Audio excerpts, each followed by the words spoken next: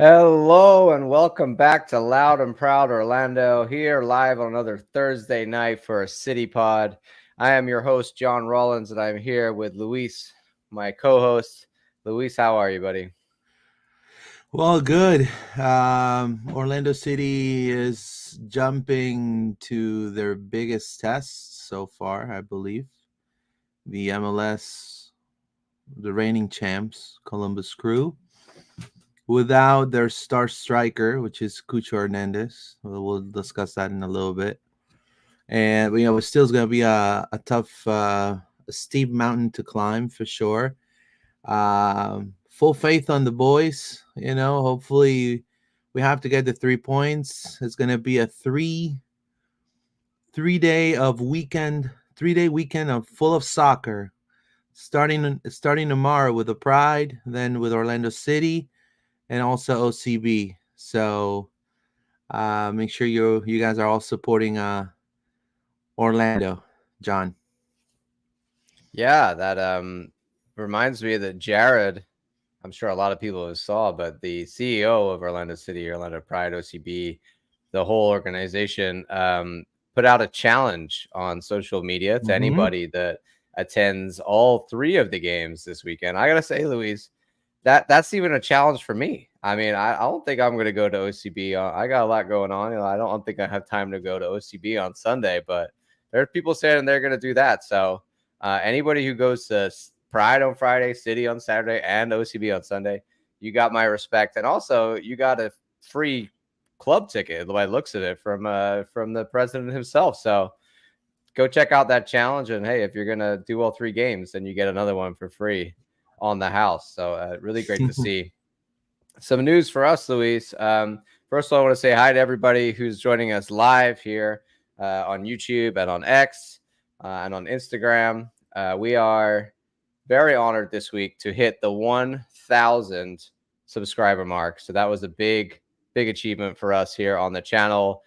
Just earlier this year, like what was it, January, Luis? We were making plans to change the pod a little bit and tweak some things and do things a little differently this year. And that was when we were about 430 subscribers. So Yeah. in less than 6 months, we have doubled our numbers, and that's huge thank you to all of you, because the algorithm, that only swings one way with all your help. So thank you to everybody who's liked and shared and followed and subscribed, and anybody who's interacted with us on social media or followed or watched or listened. Anything that you do to engage with us helps us grow, helps us get bigger. So we appreciate that, and thank you. Luis, you want to say anything on our 1,000 sub mark? Well, first and foremost, thank everyone. I think I've did already. Thank you guys for your support. Since we started, Loud and Proud Orlando, I think it's been with unwavering support from everyone, from communications, from the fans. So, we this is thanks to you guys. Is you guys is doing also, and also I do want to thank to Paola and John also, because they're a big part of what we do here, and they contribute tremendously. Their ideas, are working tremendously as well, and what they've put into the channel. So just delighted of what the future holds. Right, the future holds a lot of very exciting new things that I'm sure a lot of you are gonna definitely love. And we're just here to just keep pushing the Pride, Orlando City and OCB, and and keep growing. Growth, and always being very humble and thankful for the opportunity that we get to definitely provide you with the best info possible for Orlando. So I thank you guys for that.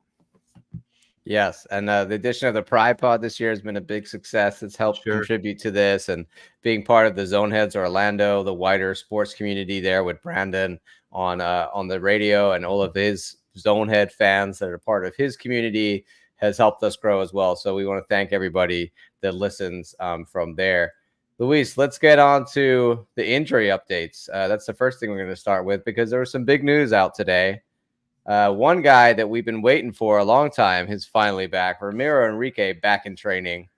And then a little surprise, honestly, to see Robin Janssen back already running around and trading. So happy news there. Luis, your reaction to this, injury update we got today. It comes in perfect timing. You know, they're both back on the pitch. Obviously, I think they're doing individual drills. I think Ramiro is more. He's practicing with. I think he practiced according to Alonso. He told me that Ramiro was practicing with everyone already.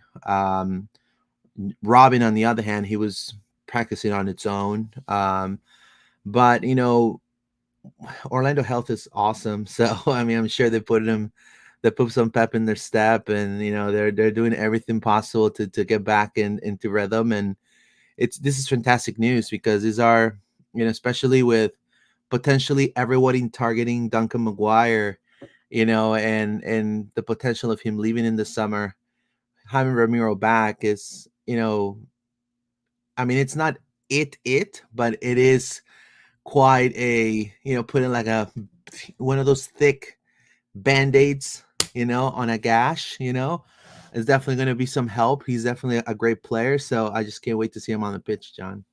Both of them, actually. I mean, Ramiro has been a strange one. Like it was, an ankle thing, minor, and then it just seemed like it was a lot more major than that. I mean, it's been almost 2 months, I want to say, since Enrique's been out. So, especially with a two-striker system, it would be nice to have him back as an option to play up front when we need him, especially if Duncan's out. That leads me on quite nicely to talking about Duncan being in training, but again, like similar to Janssen, was non-contact. Yeah. Then the only other guys that we have from the last training report that could be injured still are Mikey Halliday and Tahiri Brown.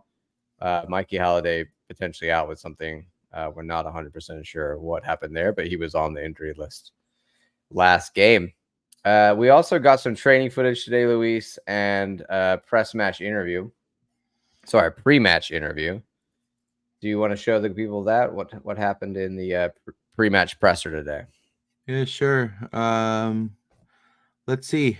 They're doing some yoga right there. Faku getting a deep stretch in. Yeah, a little cobra going on right there. It's important to stretch, guys. Make sure you guys are always doing your lunges. Woo. Getting There's ready Jack for. Lynn, the man of the hour. There you go, Jacqueline. There you go. That's not Vinicius Jr., guys. That's Ivan Angulo. That's Wilder right there. You know, Another player that we're really not talking a lot, but we should. It's Felipe, man. Felipe stepped up on those shoes for Cesar. Tremendous shoes. So I mean, if we're gonna have that level of Felipe playing in this squad, I'm delighted. You know, Definitely their biggest test, wouldn't you say? That's Colin Gusk right there. Yeah, I just saw that. Colin Alex Gusk. Freeman. There's Freeman. Yeah, There's Enrique Ramiro right there. there. Look at that. All right. Back on the ball, playing the ball, looking ready to Great. go. Colin Gusk is also another. Can you imagine if that kid gets some minutes at some point? Sakata, I mean, with the minutes recently, that's What going to be happened interesting to to? see if he gets more time. You got Pedro Galiza with a shaft haircut right there. He's got a fresh do. You got a little afro going on right there. That's real retro. There you go, bro. There's Let's Rodri listen right there. to Rodri's thoughts. Again, how do you kind of take the momentum from getting 3 points on the road now coming back to Orlando? Una victoria importante de visitante en el fin de semana, pero acá otro partido en casa. ¿Cómo traes el momentum de esa victoria a That's este partido? his thoughts Contento on por la coming. victoria, sí, por los últimos partidos del equipo que pudimos dar vuelta a la página. Y nada, preparándonos para el partido contra Columbus de la misma manera que lo hacemos siempre, concentrado, entrenando y mejorando las cosas y los momentos del partido que sabemos que son importantes, así que tranquilo, con tranquilidad y esperando el partido del sábado. Hey, very happy for the win over the weekend and the last few games in which the team was able to turn the page. But no, now we focus on this game against Columbus and preparing that game. Training and improving on the things that we know we could have done better in those last few games. So just approaching this game with calmness and continuing to put in the work. Speaking of Columbus, obviously they have a very potent attack. They're high in the table. What are you kind of expecting from them just on your end defensively? Hablando de Columbus, tiene un ataque muy potente, están muy altos en la tabla. ¿Qué expectas de ellos? No, lo mismo de siempre, un equipo durísimo de enfrentar, pero bueno, nosotros también somos un equipo difícil y creo que va a ser un lindo partido, un lindo espectáculo y esperemos que salga todo bien para nosotros. Of course, we know that it's going to be a tough game against an opponent that's really difficult to play against, but at the same time, we know that we're a difficult team to play against as well. So I think it's going to be a beautiful game and it's going to be a spectacle, but we have to focus on doing everything that we can to make sure it turns out for us. Rodri, en el tema de la defensa, ya van 2 partidos donde el rival no In puede marcar. defense. ¿Cómo estás viendo que el equipo está jugando tan unido y colectivo para? This is how's the team defensively? There's been the past 2 games, no one's been able to convert on the Lions. Is having a tough time converting. So, what are your thoughts regarding that? Pretty much. Asegurar que el rival no esté marcando, especialmente entrando este partido contra Columbus este sábado. Sí, estamos haciendo un buen trabajo defensivo. Todos los 11 jugadores y los chicos que Is that we're doing a great job defensively, all 11 players on the pitch. que entran del Not just the banco, back line. estamos preparando para eso, para ser fuerte y que nos cueste que nos hagan gol. Y bien, también tenemos que seguir mejorando en algunas cosas, algunos detalles que nos van a hacer mejorar, que nos van a hacer seguir creciendo. Pero creo que estos últimos 2 partidos, sobre todo, pudimos mantener el arco These en last cero, 2 games, we could que get es algo the que nos clean estaba sheet. costando este año. I think we've been really focusing on that, making sure that we've been playing strong defense, all 11 starters and all the substitutes that have entered off the bench, right? We've been really focusing on that and working on it. Of course, there's things that we have to continue to improve, details that we know that we could have done better in those games. But overall, in the last 2 games, the important thing is that we've been able to maintain that clean sheet, which is something that has been costing us this year. No, I mean, I think he's done. Look, the past 2 games for Rodri, at least, have been good games. And he clean sheets. Just needs to stay that way. We need to see more consistency with everybody, right? So we need to see that same drive that we saw the last 2 games.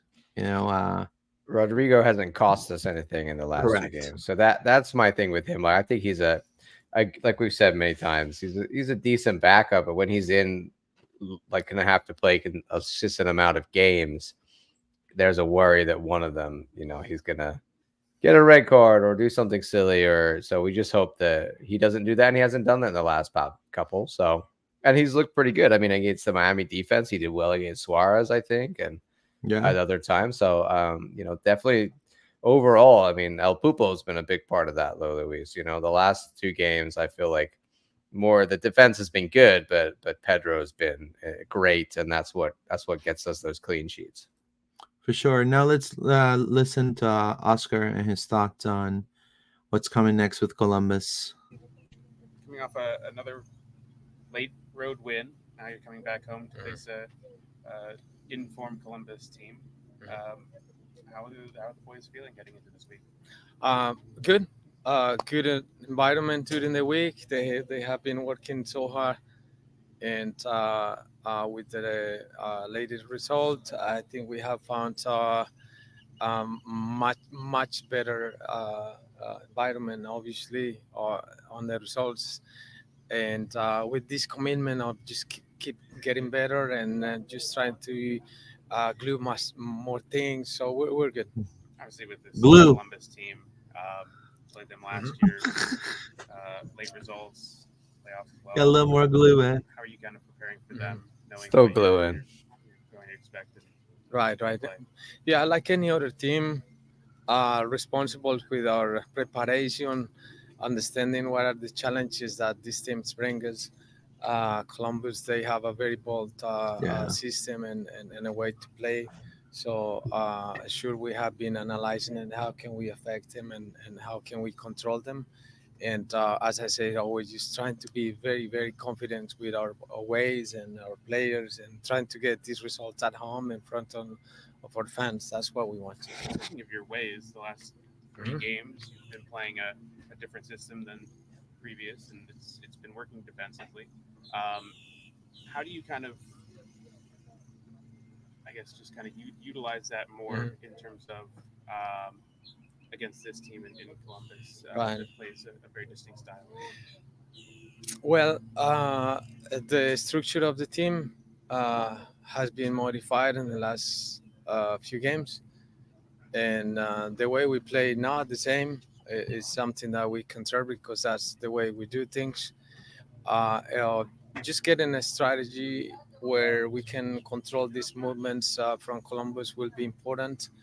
And as I say, just try to be the best version of ourselves and the pitch. That's what we're aiming to. Columbus is more likely going to be without CUCHO Hernandez. I'm not sure how much of that changes how the team plans for this weekend, but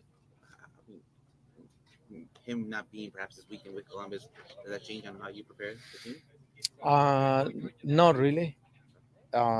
Good answer, Oscar. We always have some references on the players that we're going to face against on the games and their movements but surely if they don't have that one player they will have some other that we have references before. Most importantly is that our cohesiveness in the field is what we want, and again with that references in just trying to be the best version of ourselves.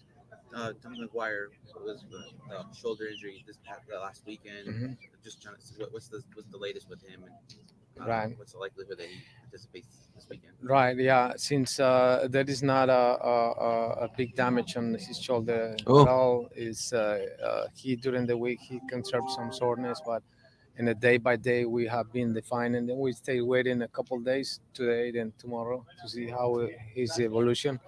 That rapidly he has shown a lot of recovering.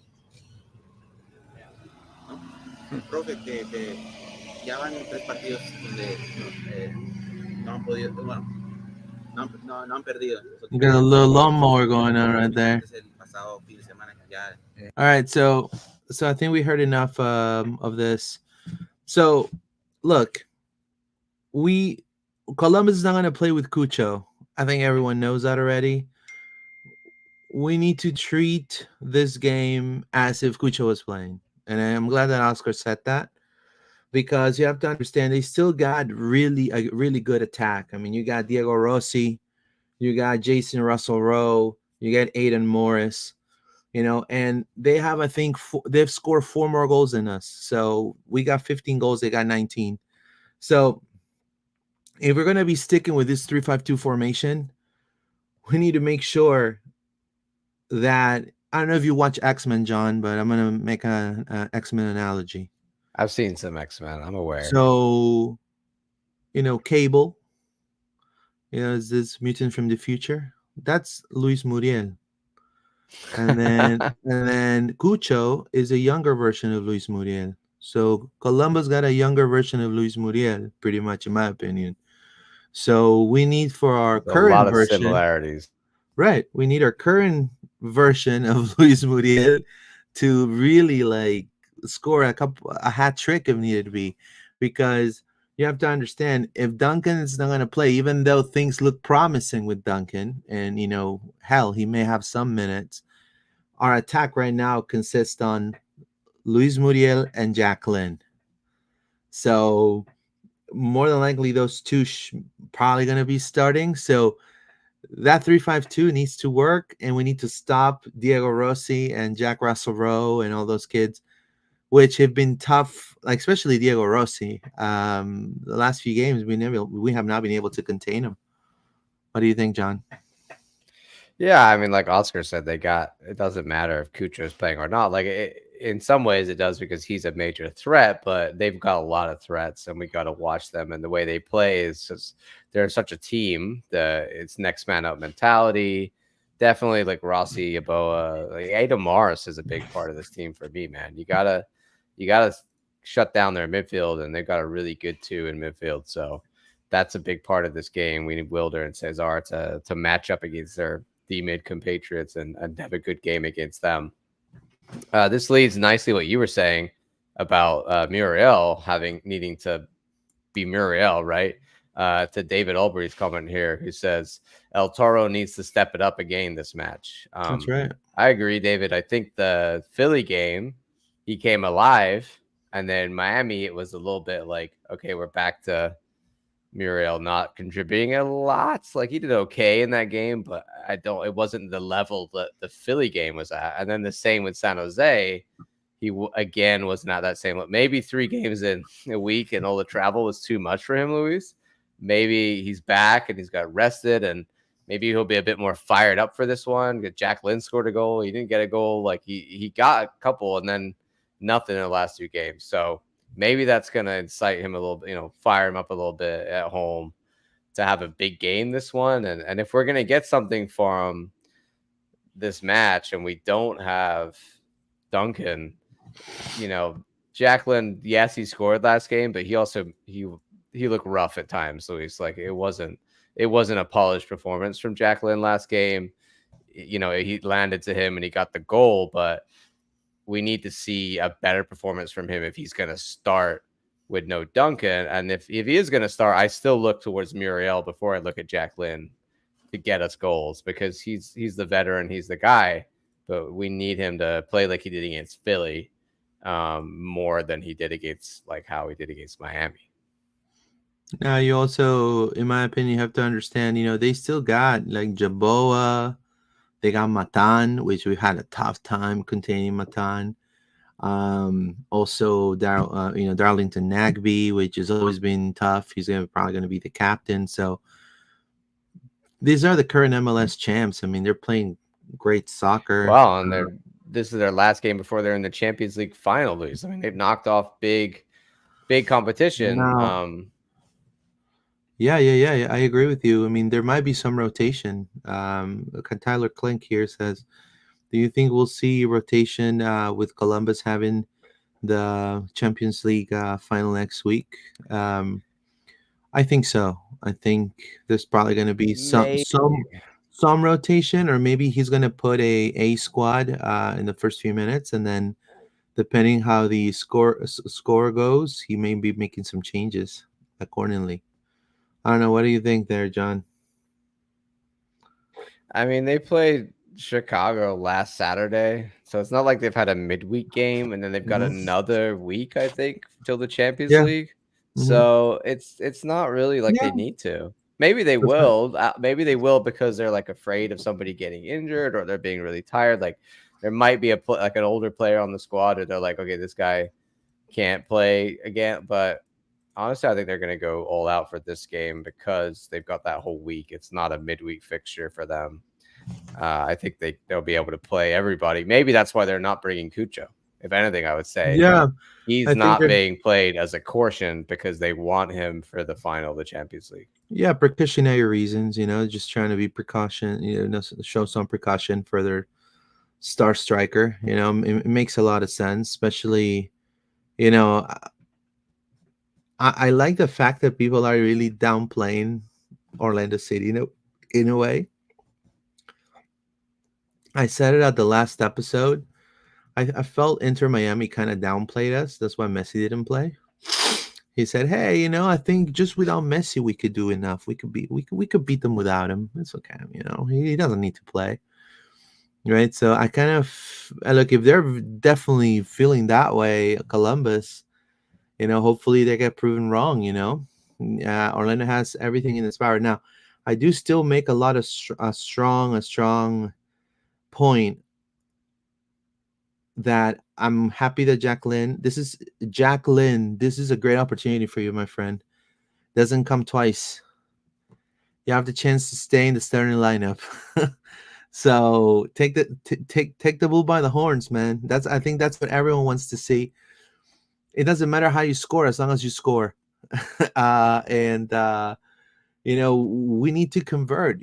Our transitions, John, need to become goals, and we need to convert, and our conversion rate needs to be high, just to cruise control within the game and not get desperate, because against this team, there could be some desperation sinking in for the Lions.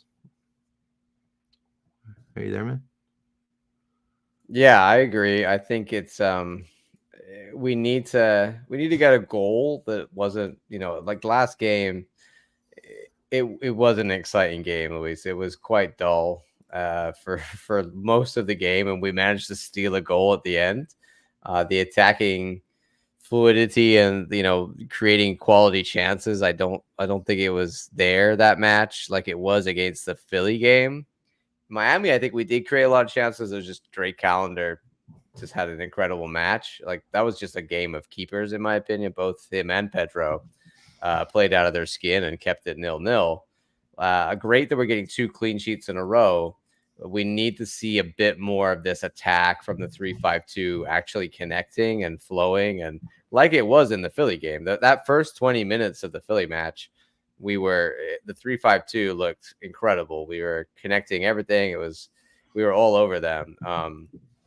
Whereas, it wasn't quite clicking in the last 2 games after that. I still think it's our best option and our best formation and what we should do right now. And like you said about Jacqueline, this gives him a chance again. So he's got yes, he's scored like last game, like I said, but he looked rough at times. There's a lot of giveaways, out of position, etc. So he needs another chance here. Like if he's going to get the start, each one of these chances, he needs to prove himself a little bit more that he can do it at this level. I think there's a danger of his age, Luis, and just him being not being able to become a top quality striker in this league, and instead just being like a reasonable striker in MLS. Does that make sense? So the more of these games he gets and the more chances he has to really prove that he's a good or a very good striker in this league, he's got to take them. And it's all proving ground, Luis, for maybe the future, because like we'll talk about later, Duncan might not be here. So Jack is, potentially earning himself a starting lineup spot in these games. Mm-hmm. If that happens, or if he's not looking so good, then, Oscar and the coaching staff are probably going to think like we're definitely going to need somebody, because Jack's not going to be able to fill that hole. This is almost like his trial to see can he be the replacement that we need. We'll have to see, can he make it even bigger step up than he already has? Because I don't think he's quite at the level we need him to be yet. Yeah, definitely. Let's read some comments real quick. Joshua Tall, I think we definitely need to score first and a few goals. What do you think we'll need to make sure to do versus Columbus? Also, Pedro's been solid recently. Thank you so much. Well, we just need to convert goals, stay defensively compact. Like John was saying, Jacqueline needs to work, and also we need to see Muriel. We need to see like David Albury said, we need to see El Toro stepping up right here. Jeffrey O, the Copa America should be enough to glue them together. Some of our players might get humble enough to get the best out of them. Cough, cough, Facu. Well, I'll tell you right now, Facu doesn't seem that he's going to be called up. I don't really see Bielsa pulling the plug on him. One goal. Not unless he's short on left wing backs, Luis. Yeah, he fancies a punt on left wing back Facu. Look, things are so doom and gloom for him that Cesar Araujo has a higher chance to be called up for Copa America. And that's not a very high chance either. Yeah. And it's not. So I think the only 2 that Orlando's going to be missing out of this Copa America tournament is going to be Pedro and Wilder.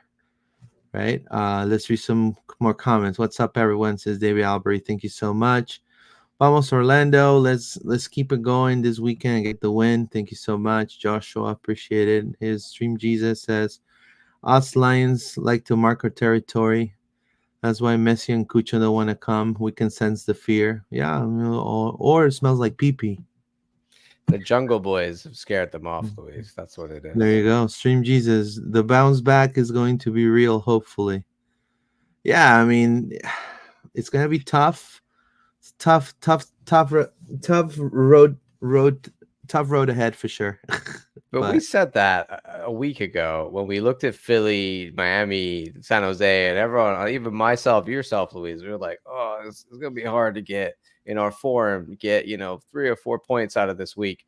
And then we came out of that week with 7 points. A great draw, in my opinion, against top of the league, Miami. Messi or no Messi, that's a result. So it's been good, positive results recently. Does that mean it's completely turned around? I'm never going to say that. I don't think you can be like, yes, it's going to be all smooth sailing. It can be up and down, and maybe against Columbus it's going to be down again. But I don't think they're better than Miami. I think it's pretty similar on that level. I think Philly are up there in that mix as well as a top team. We definitely can get the result against them. We'll come back a little bit. Or do you want to finish up Columbus before we go on, Luis? Yeah, sure. So last few things on them. Obviously they won their last 2 games with both of them 3-1 away wins, one against Montreal, then Chicago. They're 7th in the table, 21 points. 7th in the table is not as high as I would expect them to be. So I think Champions League, how long they've been in that, it's kind of been impeding their progress in the league like we were, but they've had it for longer than us. And then, injured players, like we said, they got Cucho, who's not traveling for this one, and Evan Bush. Outside of that, I expect to see everybody in their lineup, and Rossi being the top danger for them up front. We talked about our injured players for this one, so we know I don't think Jansen's going to be available. Maybe I think Ramiro should be on the bench at least. Yeah. I would expect that, and potentially Duncan on the bench, or maybe even starting. Who knows? We'll see. Like Oscar said on his shoulder injury. Given all that, Luis, we're going to see the 3-5-2 again. Yeah, I think we're going to see the 3-5-2. I think we're going to see the 3-5-2 and probably Jacqueline and Luis Muriel up top, but we'll discuss, I think, the lineup in a little bit. But definitely we need to watch out for Christian Ramirez. Look, I'm looking at the Columbus Crew, some of the pundits that cover Columbus Crew, and they're saying, Christian Ramirez. They're mentioning Christian Ramirez a lot. Saying Christian Ramirez. I'm going to read it verbatim. Christian Ramirez is starting to heat up, and that's a problem for opponents. Last match, he scored the game winner with a towering header from a wonderful Mohamed Farsi. See, that's another player we need to watch out. Yeah. Before he did an assist in Montreal. With Cucho Hernandez out, Columbus will need its number 17, which is Christian Ramirez, which is a replacement for Cucho to step up. Also, don't forget he scored the game-winning goal against Orlando in the Eastern Conference semifinal. There you go. And then they mentioned our start. It says City had an unexpected start of 2024. Finishing second in the Eastern Conference last season, looking like everything was bright, rainbows and sunshine. Orlando now rests 10th in the conference, currently with 16 points from 13 matches. With that being said, this month it's been a grind for the club. There's a home loss to second place FC Cincinnati, but there was also a road win against the Earthquakes and the Union. And then they talk about Inter Miami. And then they're saying all eyes are on Duncan Maguire. He has 5 goals and an assist throughout 12 matches, but he hasn't scored since May 11th. He scored 13 goals in 29 games last season. So, well, I'm sure they don't know that Duncan. I don't know if they're aware or not, but talking about Duncan, right? I don't think they're up on their injury I don't report. think they're up in Luis. there. Let's read a few more comments and then we'll do the lineup for Columbus. Sure. Let's see. It says, "Don't worry, guys. That table will be ours to stream Jesus. It will be our own last supper. Lions only." Look. David Albury, Ramiro's back. There you go. Yep, Romero is back. We talked Yep. about that at the start of the episode. He is back in training if you missed that news. JCB's 95. Buenas noches, everyone. We need to capitalize on the chances we make. Muriel needs to channel that energy from the Philly game. Completely agree. If there is a game that we need Luis Muriel like bad, it's in this game. You think he just like had a cheesesteak or something before the game and that just really fired him up? Do we just need to get Muriel a cheesesteak every game? Or what was it in Philly that No, we need to sparked get this Muriel? some Columbus chili. I don't know if that's what they got over there, but you know. They got that. I don't know where. I think it's Maybe a Cincy hot with the dog. Skyline chili. You're gonna upset, the hell is real crowd if we go there. Anyway, Joshua Tall has one last comment. If we can win on Saturday and a few things go our way, a few points behind Yeah. 8th or 7th. Totally agree. Yeah. We are like that 7 points for the last week. Well, we had 9 points for that before that. So in 1 week we almost doubled our points. Yeah, right here, look. Yeah, and it's still so tight. It's not like everyone's running away from us, so we can definitely get in the mix quite easily of the table.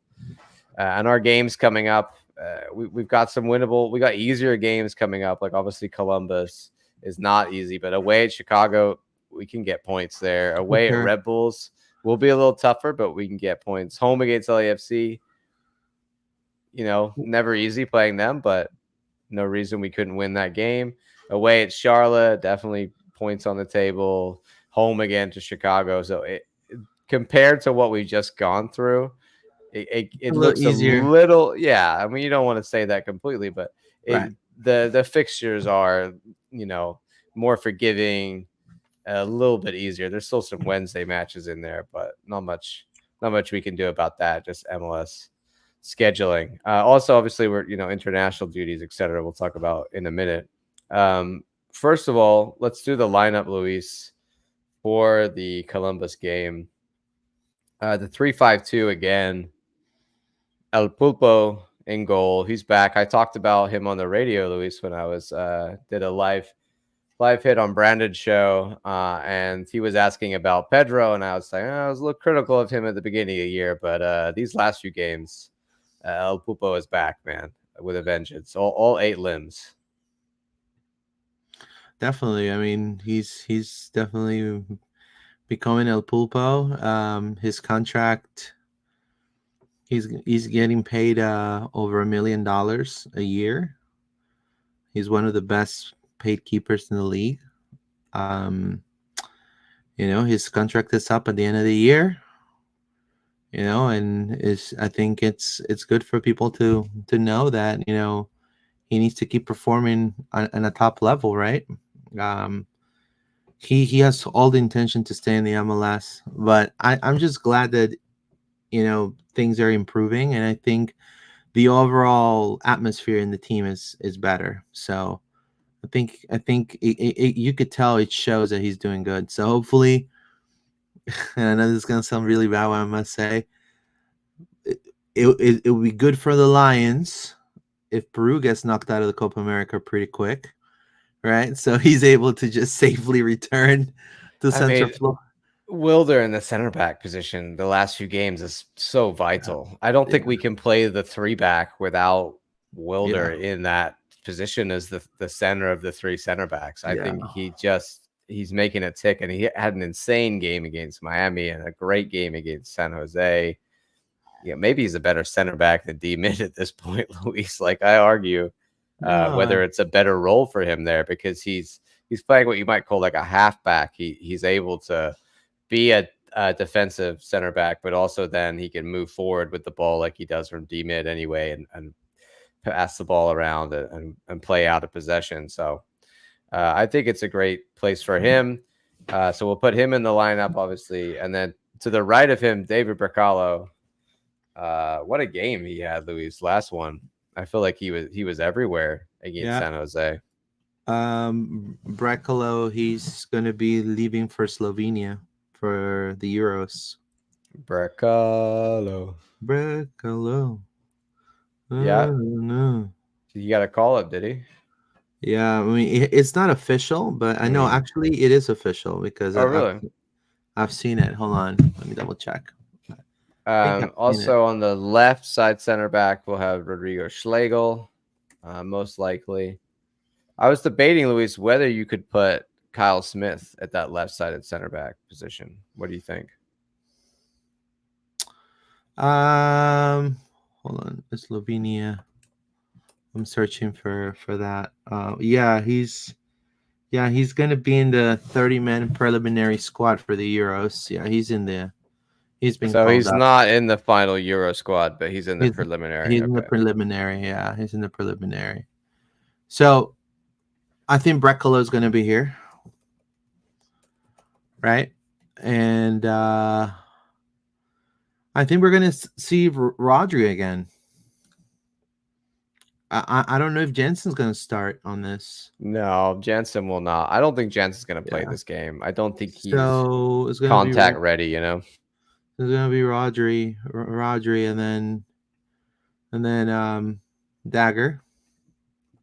Unless you want to do Facu and Angulo again.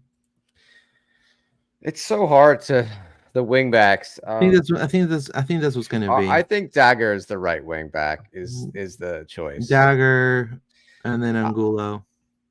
I think last game we saw Facu there, right? And Angulo was further forward.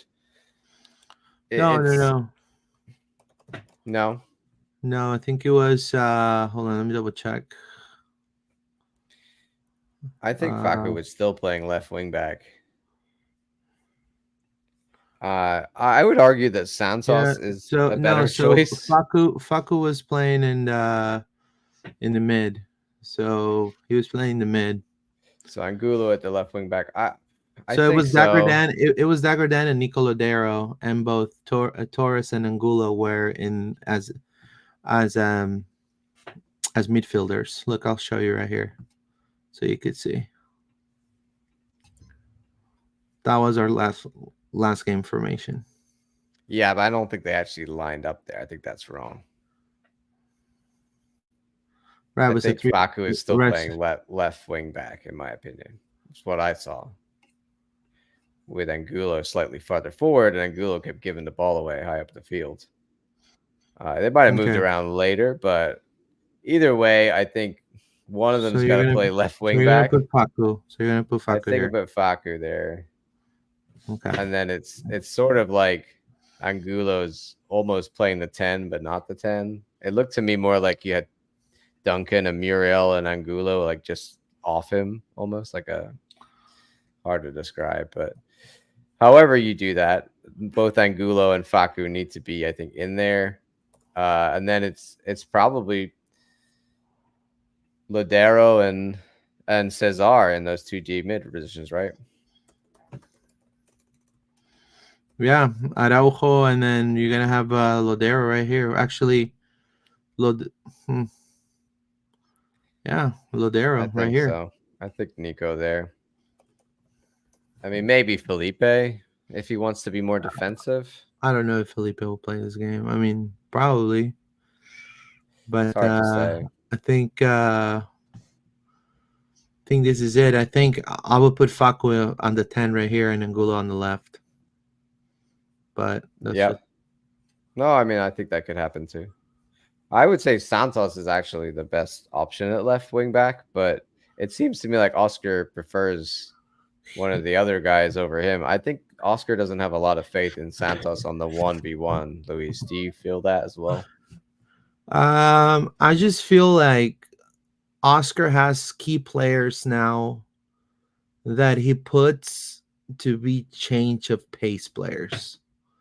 So these players are going to be defending.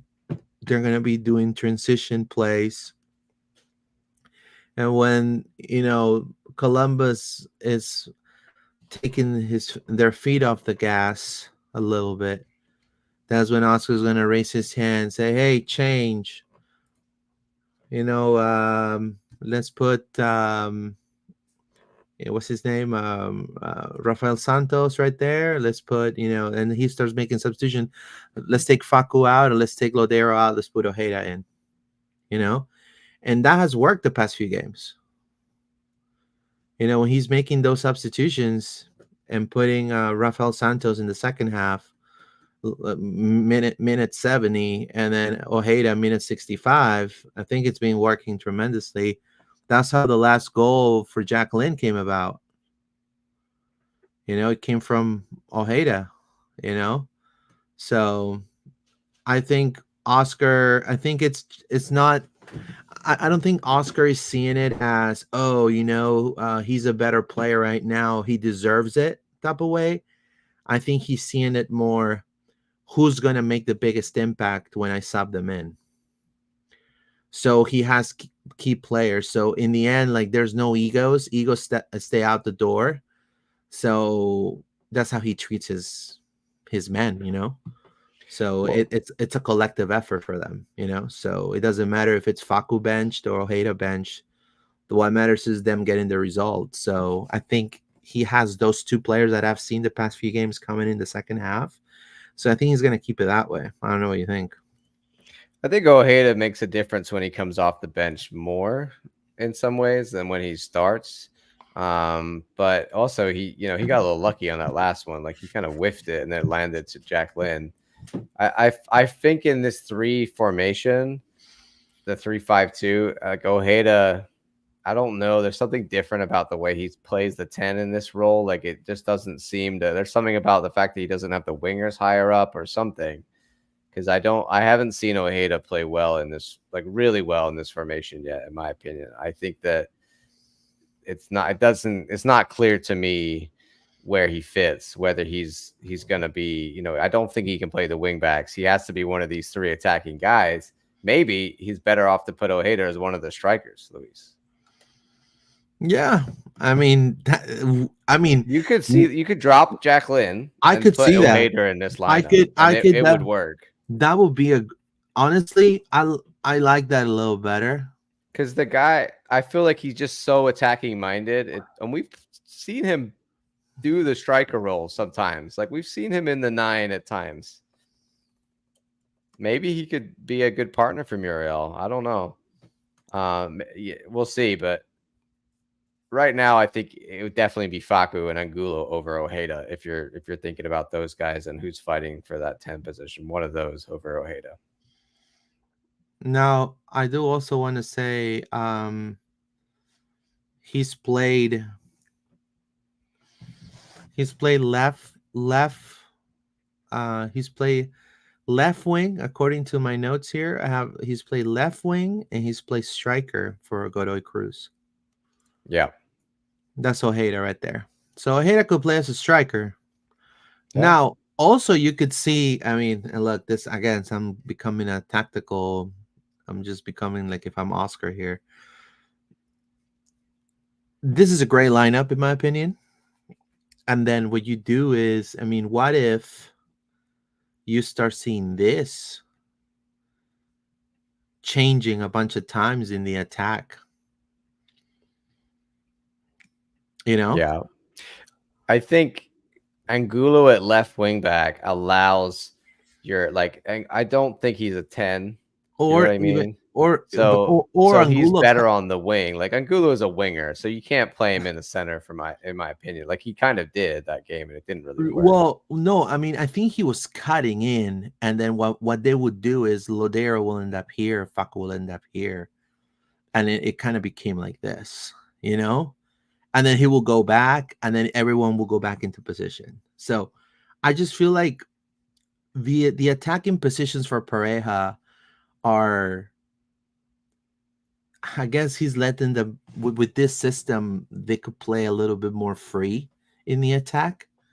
So that's why I'm saying that we could maybe see that from Angulo and Facu as well, kind of switching roles here and there. Facu's a left-footed, as well.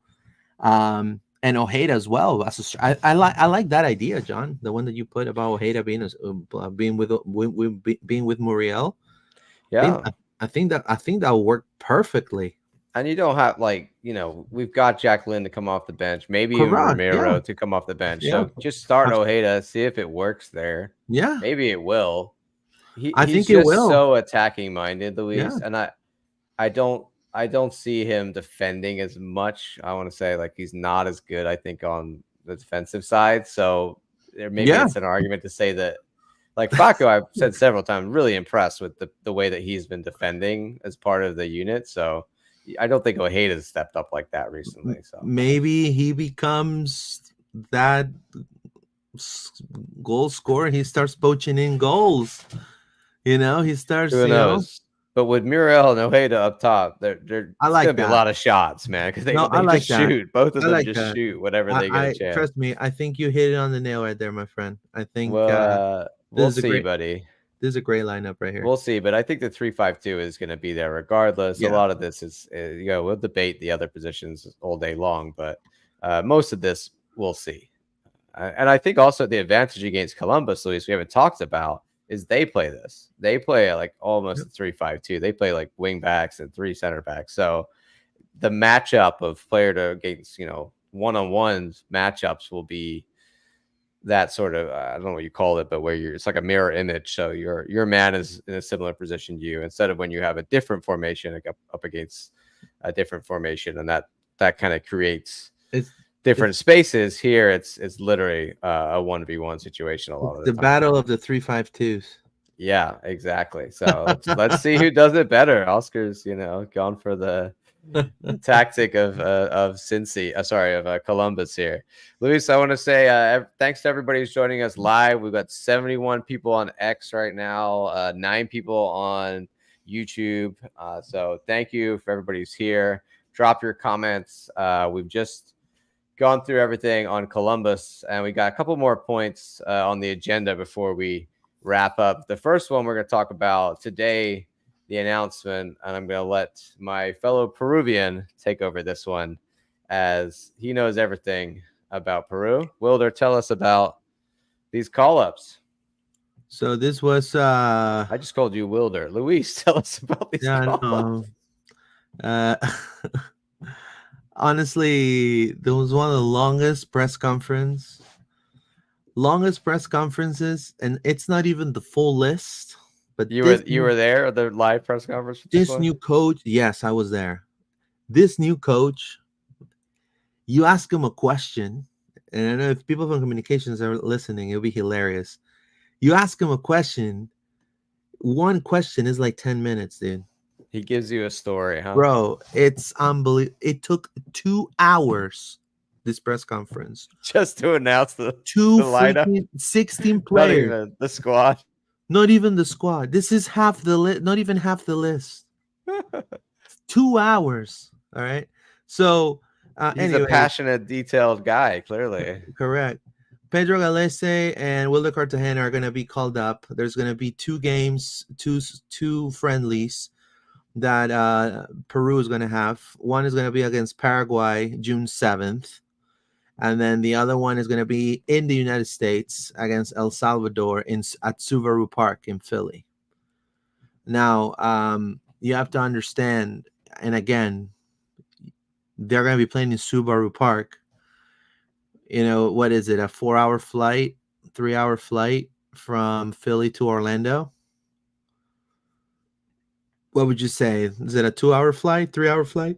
If that, 2.5 hours, yeah. Right. So the only game I would say they both could miss if they decide to take the day off is June 15th against LAFC at home. There now. He's going to be there. And more than likely, knowing them too, they're probably going to, unless they feel that they're coming with a little knock or things like that. Now, these are friendly matches. Now, they're going to both start in the friendlies. But what this coach does is when Peru scores 1, he likes to make a substitution to try another player out. So more than likely, we're going to see Cartagena playing one half and Pedro probably playing one half of another game. So no, these are friendlies, and then obviously the Copa America comes in, right? But that would be the only thing with them. It's just them missing possibly the LAFC game. But like Luis, remember that time that Pedro, what was it? Like there was a game he played for Peru and Japan or something, and he flew back to Seattle like 2 days later. Like this is like you're saying, and I agree. I think they're not gonna. It's an experimentation. These are two core parts of the Peru squad. So there's no, he doesn't need to test them and be like, oh, let's see if you're good enough. He's just getting them some minutes, but it's going to be more about the other guys at the squad, right? That are going to be trying to earn their places. These are nailed on guys that probably play Pedro for one game, not the other. Maybe, play Wilder for one game or a half, like you said. I don't expect them to play 180 minutes here. If that Uruguayan from Colo Colo is not working out, guys, for Orlando City, you should call Alexander Callens right there, former NYCFC captain. Still stuck in AK Athens, huh? Unfortunately, it's funny. He left NYCFC after winning the championship. He leaves. He scored the winning goal. He scored the winning goal for them to win it, right? The winning PK. Then he had, in Peru, there's this thing of like, in South America, there's like, oh, Europe, it's my dream playing there, man, right? And so he left the comfort. He was a top 5 center back in the MLS. He left the comfort of that, just winning everything, to go to Girona. Girona, and this was the bad season of Girona. It was not this season of Girona. I feel like he's fallen prey to the City Football Group, and just correct. Whatever they, I don't understand them sometimes. Like, how can you have a global network of teams and do what they do half the time? I don't understand. So they loan him to Athens. Yeah. Do they own them too? Yeah, they loan him. He's still part of Girona. No, but do they own AEK? They don't have anything to do with they them. don't. Okay. No, they don't. Thank God they don't own one there. I feel like they've got a team in every country. Yeah. So he's gonna be out of a contract after this year. He'll be a phenomenal pickup. He could play left back and he could play center back. We definitely need Wilder and Pedro back because, like I said, not only Pedro, massive part of our team, but Wilder has been so integral in that central part of the 3-back. So I don't even know, Luis, if we could play the 3-back without Wilder in the middle there. Like, who else is going to do that? If he's like Bercalo, maybe. We need to have Robin back with Robin. Robin. I prefer Robin on that left side of the 3 center backs because he's left-footed, So then maybe we'll see. Maybe Cesar, and then what? Have Felipe and Ladero right there. Your double pivot. We got a comment from JC Beast, Luis. He says Callan's biggest mistake was going to Girona. He had a decent season at AEK, but needs to come back to MLS. Yes. I feel like Luis should just make this happen. Let's just look. If I was Rico Moreira, right now, I'd be making some phone calls. Be like, hey, you want to come play in beautiful Central Florida? You're gonna be with 2 of your pals. Man, I'm sure Ricardo's got the message by now, Luis, that Alexander Collins is available. If not, we'll DM him personally and honestly, show him. Honestly, I think that talking about the line of 3, the 3 center backs, Abdi Salim, maybe it's time. I think it shows kids. We already saw Sukata, John. I think he'd go Smith there over Abdi Salim. Probably. Knowing Oscar, so. Knowing Oscar, he's more likely to put Kyle Smith call up a center back. Put Kyle Smith in Rodrigo's place, and then I wouldn't hate that for this game. Like, I know Rodrigo's been playing well, but he's just a gamer. He's always he's always a second away from making another disastrous decision, Luis, you know? And I think that's something that you just not, it's a mentality thing that you can't, we've tried, I feel like Oscar's probably tried to train it out of him and it's still happening. So I don't, at that point, you just say it's part of his DNA. And if he plays through, there's a risk that he could get a red card at some point. He's just one of those guys. I did see, and sources say, that they did a really good asado right there after practice. Oh, really? Yeah. Well, they've also, did you see they've invited people to a practice? That's something that's gone out. So fans of it. So I got an email inviting me to go out to practice. So are you guys going to get 15 minutes? I don't know. We'll have to see. We'll have to see, but that could be cool. Maybe we'll go out there and do some LPO reporting when everybody's there and meet and greet people. I don't know if I can make it out. We'll have to see. Let's move on, Luis, to our final piece of news for the day. It didn't come out today, but it's been going on the past week. We're going to have this now that the summer is here all the time on our Thursday evening show where we do the sort of summer transfer news section. And obviously, top of the transfer news is Big Dunk. I want to call this Duncan Watch, Luis. You know, like I feel like we need a funny name for the Duncan saga because it was so much last window. I feel like we're only just getting started on it, and there's already a bunch of different rumors and information, and whether any of it's true or not, we'll have to see. But the first piece of news, Duncan actually made some comments. If you open up the link I sent you there on the agenda, you'll see he made a comment about the fact that someone asked him, would he go back to Blackburn? Because we've heard reports before that, you know, from Tom Bogert and other people that Blackburn are back in, or they said scouts over is what we've heard. So look at him again here. He put that face. That face says it all. This is what Duncan had to say about that. Let's see. Would you be willing to go back to Blackburn after that whole fiasco, or has that bridge been burnt? It's tough to say. I mean, it was a pretty bad mistake.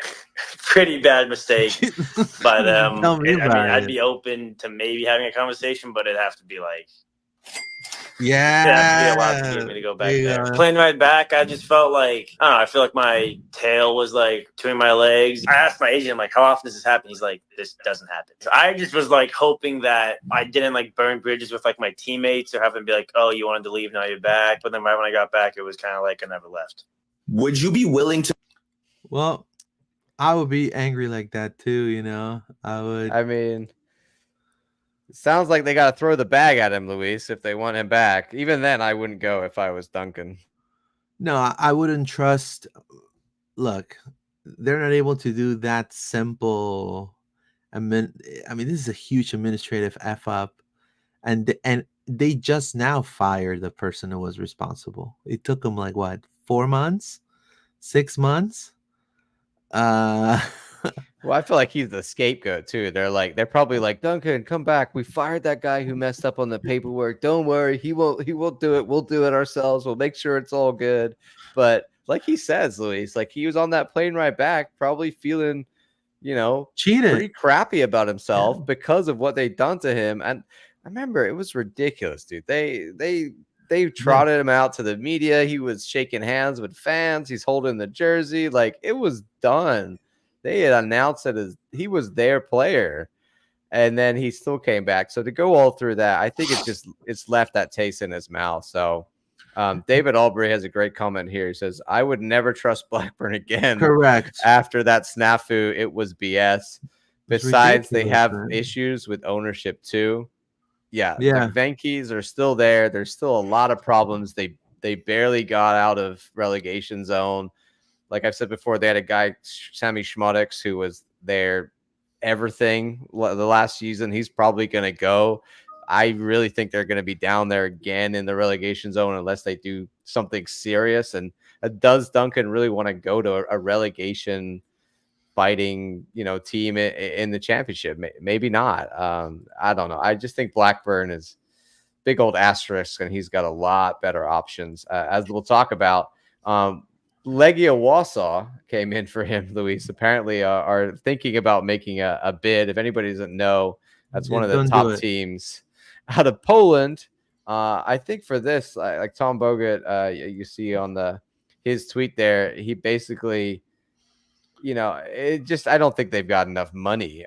It's from what I'm seeing is, there's no offer yet, but I don't know if they're going to be able to give us the kind of money that Blackburn would, or whether wages or in a transfer fee. I don't see Legia Warsaw as an option for him. Do you? Look, I think that would be a downgrade for Duncan. Look, I understand money's important, but also you have to see where you're going to go. If you want to go to Poland, might as well just go to Brazil or go to go to South America for any reason. It's gonna be a better level. Football. That's the only. It's gonna be a better level. So, or go play in a top team in the J League in Japan. Like honestly, like I mean, do you hear a lot of a Polish soccer in Europe? Like what about Portuguese soccer?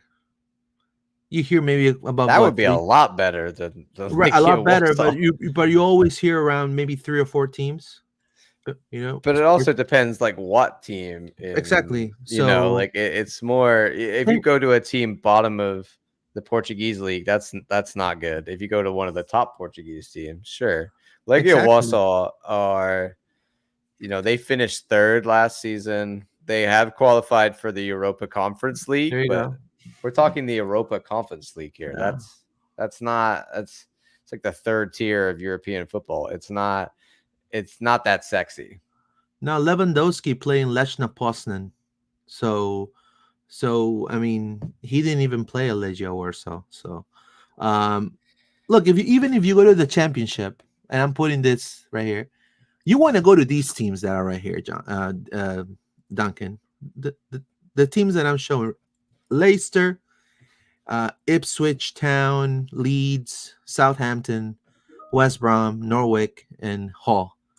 If you want to, if you're going past 8 down, you might as well just stay in the MLS, dude. In my opinion, I'm gonna make one small. Stoke. Stoke's down there. You could come to Stoke, Duncan, anytime you want to come play for the mighty Stoke City. There you go. I'm just kidding. No, I mean honestly, you're right, Louise. And that there's a tweet here by EFL Hub, which is a pretty big outlet that I think do a really good job covering the English Football League. And they made a couple of tweets out this week. One saying Blackburn Rovers remains favorite to beat Southampton, Swansea, Preston, Millwall to the signature of Duncan McGuire. And then later they tweeted out that QPR and Middlesbrough are also interested. So all of those are better options, in my opinion, than Blackburn. Like if it was me and I was Duncan, like let's talk to Southampton. They're going up potentially. They're in the playoff places to go up. So if they're interested and they're a Premier League club next year, that's the one you want to talk to. I mean, you got Sunderland, you got Stoke, you got Swansea City. You can have cockles right there, right? Is that like you call? You have good seafood at Swansea, what else? You could go to Stoke City. You can hang out right there. John will be static if he goes to Stoke. You imagine if Duncan goes to Stoke, John? You'll flip. I'll see you with the Stoke City jersey in the next spot. Oh my gosh, man. I mean, I'm not hopeful on that one. I think that's like a dream. From Peter Crouch to Duncan McGuire. That's a dream for me. But I think, like I said, Southampton on Sunday are going to be playing in the what is the biggest, the most expensive game. If they win the championship playoff final on Sunday against Leeds, they'll be back up in the Premier League. With hundreds of, then they get a massive amount of money for that win. I think it's like almost 200 million now for that payout promotion, something insane that they get to, help them spend big in the Premier League when they go up. So it's a big opportunity for him to go to a club like that. But even Swansea, Preston, those are good options. QPR, Middlesbrough. QPR QPR always like. I would rather go to. I would honestly, if it was me, I know I'm knowing to speak. I would not go to QPR because then you got Chelsea right next door, and it's like I don't know. You guys, to me, I'll go to Sunderland. You got Stoke City, you got Swansea, you got Leeds. I don't know if Leeds is gonna go for him, but I think the aim is a mid-table or a upper mid-table pushing for a playoff championship team. And look, clearly he is on everybody's radar over there. They all know, and they want him to go. So a few other comments here. JCB says Maguire to Boca Juniors. I think if he doesn't want to get paid a lot, then but he wants. Look, if he doesn't want to get paid a lot, but he wants to play in a competitive league in South America, in a top team. I mean, that's obviously on the player, but Boca would be a good option, I would say. But it's far-fetched. I mean, I think he's although he's played with a lot of South America, so he has that style, man, already. So you never know. Jeffrey O says Duncan to Cruz Azul. I don't see him in Liga MX. Because also you have to understand Mexican soccer, they expect the strikers to be what Brandon Vasquez is doing over there, which is scoring a lot of goals and taking a lot of names. And I don't really see Duncan. I see Duncan adjusting first. And if let's say he doesn't score what they expect and the expectations are super high, the press there is going to knock the crap out of. They destroy players over there. Mexican press is terrible. So yeah, and obviously Cruz Azul, like there's a lot of rumors about them going in for Giacomakis. So I think they're putting like 10 million bid offer in for Giacomakis. I think Duncan has got his heart set on the championship. I really do. I think he wanted to go there with Blackburn. It didn't work out. He knows he could do it. Luis, you're gonna get my hopes up. Stop. I'll become a Stoke fan, man. I need to support. I already contacted my friends over at our equivalent for the Stoke podcast and said, "Yo, guys, get on the radar of Duncan. We're doing American Legion Stoke." Man, one can only hope. I just want to see him go somewhere and succeed and do well. Like we sent off DK to greener pastures, and like we sent off Kyle. We want this for Duncan. You know, obviously more than that, I would love him to stay, but we've heard nothing more on this, accepting of a contract. Obviously, we offered him one, like we speculated, Luis. Do you see any hope there, or you think it's just a matter of time before this guy goes? Look, I think there's a lot of positives, and there's also a lot of negative examples of when players just make that move to Europe. Look, in his scenario, I think he feels like he can thrive in the championship. In my humble opinion, because I know I am nobody to make advice, but in my humble opinion, I would be nitpicky on what club I go. It needs to be a team that, like you said, John, is somewhat a contender or attempted to contend but not be relegated. You just don't want to go to any team like Giovanni, like Busio. Remember when he went to Venetia FC? The worst move ever. But there's a lot of that, man. There's a lot of guys left MLS a little bit too early, went to like an team in Europe and are just floating around, not really doing much. I think for Duncan, obviously, it's important that he gets in the Olympic squad. Chris Mueller, remember? Yeah, exactly. It's what we don't want is this to be a failed move to Europe, and then he comes back, and doesn't come back for us. Is playing for some other MLS team, scoring goals. Like hell no, it annoys the shit. I don't want that. So it needs to be the right move, and I think often we underestimate, and that's we can talk all day about which team he should go to based on the club, but what matters more is the style of play, the manager, his role in the team, etc. Like Duncan is a certain type of player; he's going to fit in a certain type of system, and if that team plays that way, then that's a better, and that's all part of the process when he talks with these teams. They got to sell him on what their vision is and what they're doing and whether he can be part of that. And so we hope he makes good decisions, and we support you, Duncan. We're not here to tell you, Luis, stop. You're getting my hopes up with this Orlando City Duncan McGuire. Oh gosh. Hold on, Anyway. hold on. I'm gonna make a hole. No.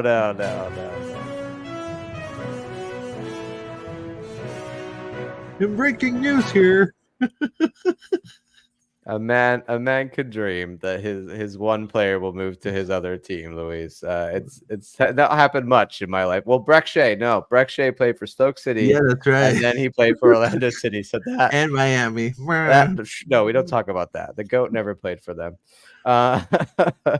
Anyway, thank you everybody who's joined us here today on LPO. We previewed everything. I've talked about everything we need to talk about. Luis, do you want any final points or anything on your mind before we go into these weekend of games? Well, I mean, stay positive, guys. Go support the Pride on Friday. Well, tomorrow. Also, go support the city on Saturday in OCB. Make sure you're definitely supporting. We are the capital of soccer in Florida, so we need to definitely support our local teams, and they're gonna have big games. Pride's playing against Portland. City's playing against Columbus. Two tough opponents, but I think 6 points could definitely be met. Just make sure you guys are right here. I have Jared's right here, the challenge, right? It says, okay, here's the Orlando Soccer Challenge. Anyone that attends all 3 matches, see below, and can show me proof, I'll take care of your next match on me in the all-inclusive West Club. Man, look at that. So you're not only getting another ticket, you're getting a West Club ticket. So that's pretty sweet. I mean, that's pretty awesome. Respect to Jared for that. And we're always here pushing, MVP, driving for Pride, driving for City. We don't do enough for OCB, honestly, Louise, where I will hold my hand up and say we should do more, but we can only do so much here at LPO with the resources and time that we have. But they've been doing well this year. Like they've been playing well. They got some great players. So that's always a fun time. Another great opportunity to get signatures at OCB games and interact with players. Definitely, if you haven't been to Osceola Heritage Park, I encourage you to check it out for a game, and maybe this is the one, and then you can take Jared up on his offer. 3 days in a row of home game soccer, Luis. We're looking at another 9-point weekend. That would be nice. They should sell the jerseys for the MLS Next Pro. They can't.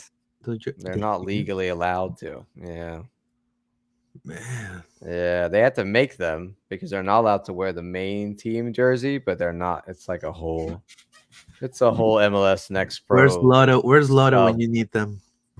Where's Lotto? Where's the Legoland Lotto jersey when you remember one, that? Right? I've still got mine. Brings so much memories. Man. Oh, that reminds me of one last thing, Luis, that I will share. Austin today made a post, Austin David, about it was his Throwback Thursday from Austin, and you'll see here, Luis will put it on screen. That 10 years ago today, Orlando City SC, still in USL Pro at the time, in an international friendly against Syria side Roma. AS Roma. There is Totti opposite. And these guys are in a Lotto jersey right there, Luis. There's Luke Bowden facing up to Totti. There you go. Love to see that here at this was at Wide World of Sports. There you go. You can see there's Corey Herzog. Yeah. Up against who's that? Leo Castan. Yeah, I want to say. Yeah. Vintage vibes here. Here's a press conference. Look at this. Look at this press conference setup. This is look at that. 10 out of 10. There's Jamie Chin standing in the background. Shout out to Jamie, good friend of mine, brother of Dennis Chin. So this one put a smile on my face. I remember that we played a Roma a couple times in USL. So that was always great to see. Thanks for Austin for posting good memories from anybody who went to that game or remembers the USL days and the times we played Roma. Yeah. All right, Luis. I think that's everything I've got. Yeah, I mean, we play Newcastle also. Oh yeah, I was in that game. Bolton. There was a bunch of interesting. We played Stoke. We played some interesting preseason friendlies in our time, Luis. That's right. Yeah, yeah. I remember when we beat Newcastle, and then it made England news that Colaccini was garbage. People were like Kieran Gibbs, I think it was in that team too. Kieran Gibbs, and it was like I'll tell you one day about my interaction with Alan Pardew. Oh wow! From that game. Anyway, I want to say thank you to everybody who's joining us here live. We've got 91 people on X, and we got 9 people watching on YouTube, so over 100 people watching live. Thank you so much. We appreciate it. If you've only just got here, you can go back, rewind on YouTube. Drop us a thumbs up. You know, go watch the rest of the episode. Subscribe. Like we said, we're over the 1,000 subscriber mark. On to 2,000. That's our next objective. Thank you very much for being here. This is the City Pod live on a Thursday night, but also obviously we do Monday nights too. The Pride Pod is live on Tuesday nights. You can always catch us later. Listen on wherever you get your podcasts. We've also got Spanish content, Tira de Esquina, which Paola makes. If you want to get your Spanish Orlando City content, you can go there. And you can follow us on socials at LPO_podcast on X and Instagram, and on Facebook as Loud and Proud Orlando. We're also part of the Zoneheads Orlando network. If you don't know what that's about, we encourage you to go over to Zoneheads Orlando on your podcast provider. Check it out. It is a whole community based on Brandon from 96.9 The Game and his community of people that he calls the Zoneheads. We've been invited to be a part of that, and we produce a weekly segment on there for them. Just a short form version of what we do on a weekly basis here, right, Luis? So helping spread the word to the wider audience of Orlando about what's going on in the city, beautiful soccer-wise. All right, I think that's everything from us. As per usual, there's only one thing left to say, and that's Vamos Orlando. Take care, guys.